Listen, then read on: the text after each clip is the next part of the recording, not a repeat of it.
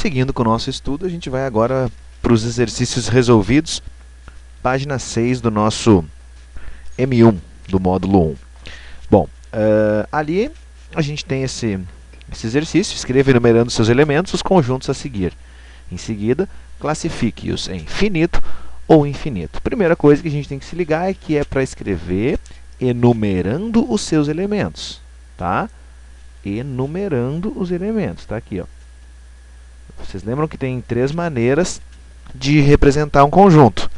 Se não lembra, é só voltar ali na página 4 do nosso livro, que diz assim: representações por enumeração, por propriedade e por diagrama de Venn. Ele pediu aqui para enumerar. Como é que a gente vai fazer? A gente vai ter que citar os elementos, sempre entre chaves e separados por vírgula, tá? Então, ele quer saber o conjunto A, onde x é um número natural menor que 5. X são todos os elementos, né? Ele quer saber todos os elementos que são naturais menores que 5. Primeira coisa que a gente vai fazer, quais são os números naturais, né? Então, os naturais estão aí. Vão de 0 até... São os números que a gente até já discutiu um pouco em aula sobre os naturais, inclusive a pertinência, né?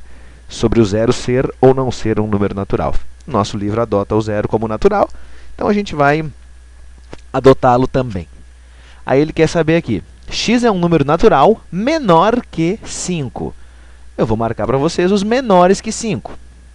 O 0 é menor que 5, o 1 é menor que 5, o 2 é menor que 5, o 3 é menor que 5, o 4 é menor que 5. E aí eu pergunto, o 5 é menor que 5? Não, né? O 5 é igual ao 5. Então, o 5 fica fora. O 6 também, 7 também. Esses outros aqui fica mais fácil de se ligar, porque eles são maiores que 5.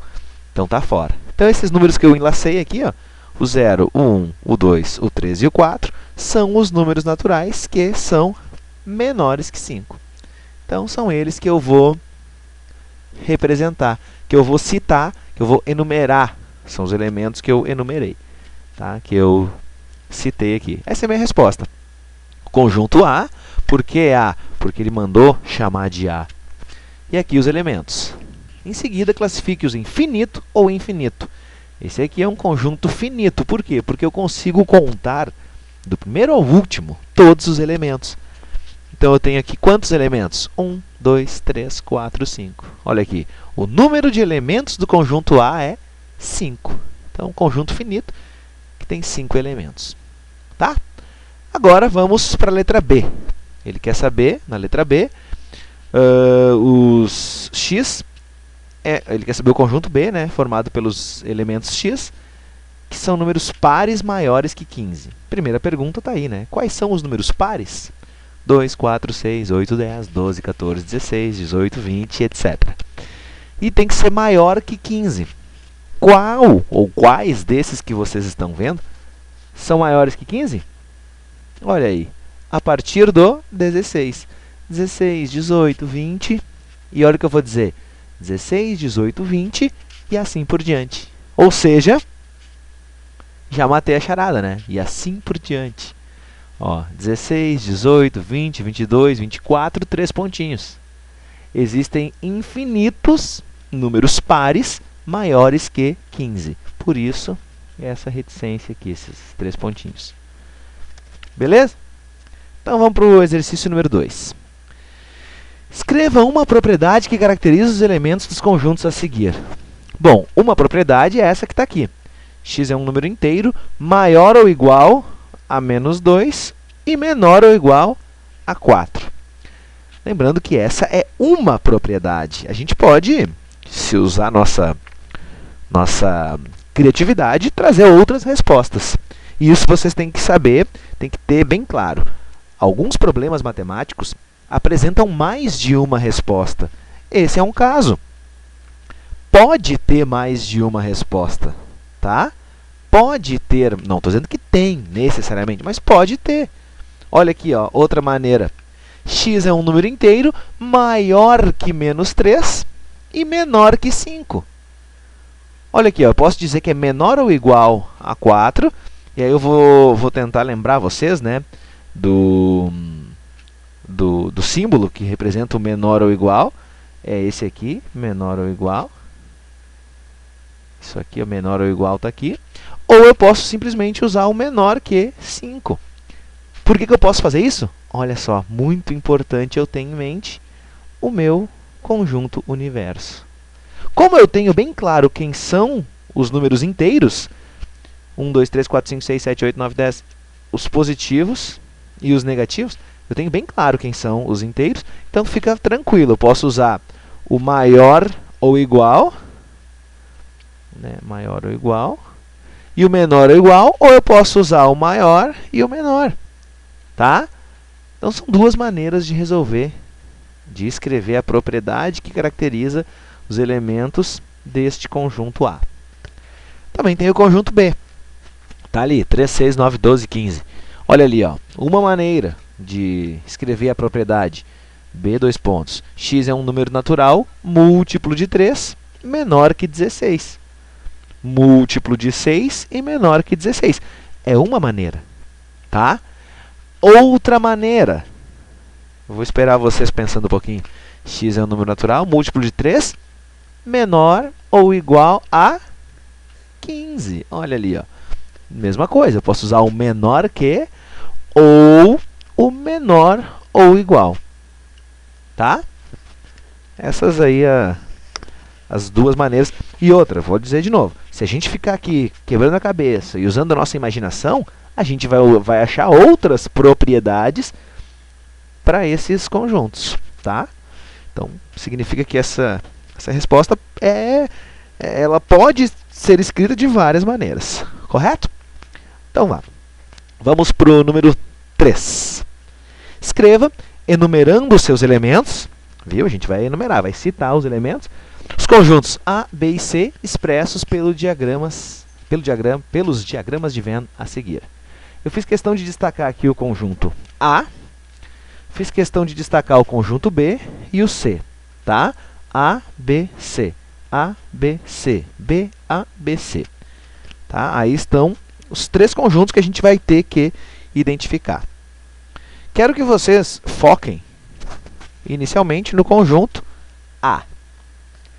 A gente vai enumerar os elementos do conjunto A. E para isso a gente vai ignorar mesmo o conjunto B e o conjunto C. Vai olhar única e exclusivamente para o conjunto A. Quem são os elementos do conjunto A?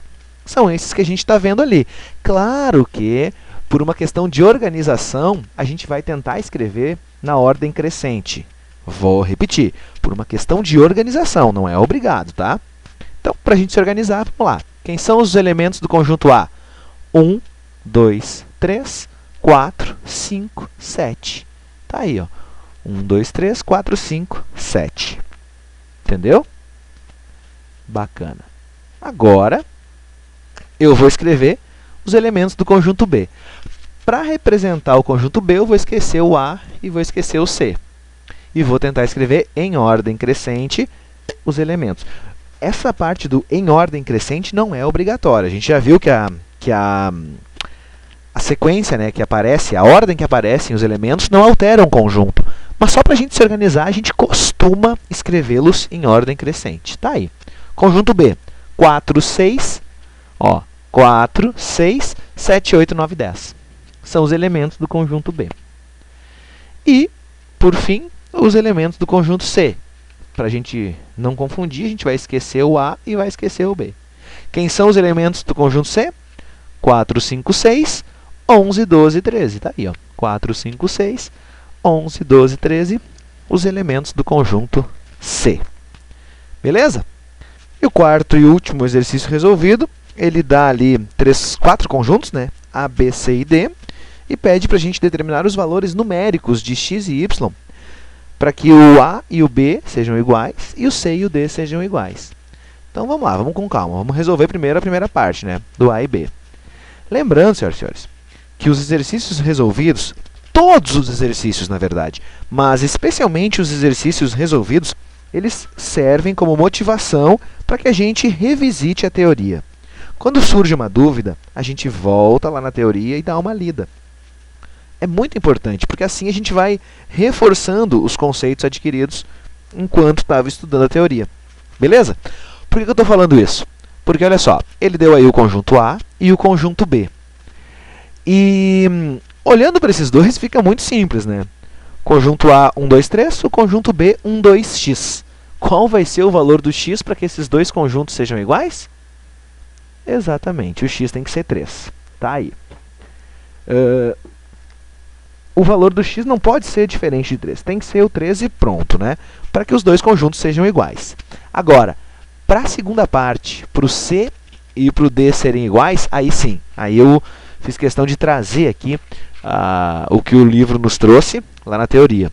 Olha o que ele disse. Que a sequência em que os elementos aparecem não altera o conjunto. Tá, beleza, tudo bem. E aí? E aí que essa observação não nos é tão útil nesse momento. Agora, essa segunda aqui, ó, a repetição dos elementos não altera o conjunto, essa é muito importante. A repetição dos elementos não altera o conjunto. O que ele está dizendo com isso? Ele está dizendo que vocês podem perceber que aqui já tem o 3 e já tem o 4. Mas tem mais um cara aqui. Se por acaso aqui for o 1, bom, esses dois conjuntos vão ser diferentes. Se por acaso aqui fosse um 0, bom, o C e o D seriam dois conjuntos diferentes. Se fosse, sei lá, o -8, bom, esses dois conjuntos seriam diferentes.